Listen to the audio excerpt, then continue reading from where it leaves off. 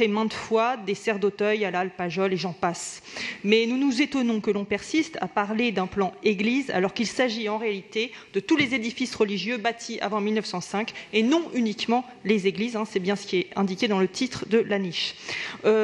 Qui n'est pas favorable à l'idée d'accélérer le processus de restauration de ces édifices, d'autant que les bâches publicitaires installées à cette fin par les autorités religieuses et qui restent en place de façon interminable polluent notre imaginaire et notre environnement.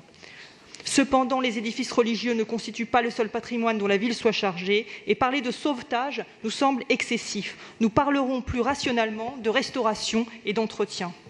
En 2015, des expertes et des experts passionnés ont été chargés d'établir des priorités. Cette programmation a permis de hiérarchiser les travaux et de mettre en œuvre un plan efficace et rigoureux qui est mené avec talent par des ouvrières, des artisans, des artisanes, des techniciennes et des restauratrices. Et sur ce plan, nous voudrions saluer le travail de la conservation des œuvres d'art religieuses et civiles qui est exemplaire.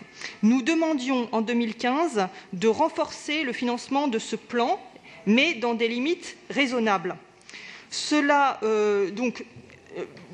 Entretenir notre patrimoine, c'est aussi veiller à empêcher sa dégradation. Et cela m'amène à rappeler que la pollution atmosphérique, essentiellement due aux véhicules motorisés, participe de la dégradation des façades et donc des décors sculptés. Les spécialistes du patrimoine en témoignent régulièrement. Ce sont des conséquences moins graves que celles qui touchent notre santé, mais qui sont à prendre en compte dans une approche globale de l'écologie urbaine. De même, l'artificialisation des sols est source de nombreuses dégradations, par exemple des remontées capillaires qui endommagent les murs de l'église Saint-Sulpice. Enfin, rappelons que les édifices religieux, par la qualité de leur construction, apportent à chacun un abri salutaire, c'est le cas de le dire, lors des canicules.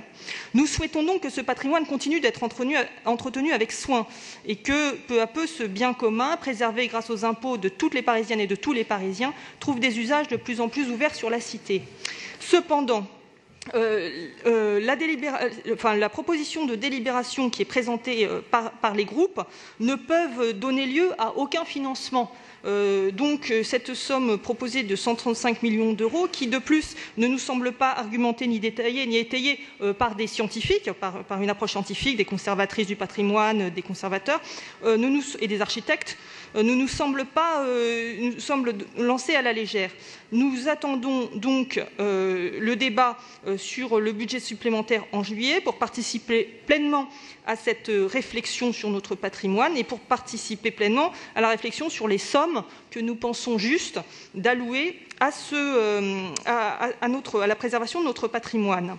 C'est pourquoi donc nous voterons contre la niche proposée par le groupe LRI et c'est pourquoi nous nous abstiendrons sur le vœu de l'exécutif, puisqu'une somme a été annoncée sans que les groupes politiques de la majorité y aient été associés. Nous voulons donc rediscuter de ces sujets. Merci beaucoup. Merci. Monsieur le Président Bonnet-Oulage. Merci, Monsieur le maire. On a bien compris par cette proposition de délibération que le groupe LRI cherche à surfer sur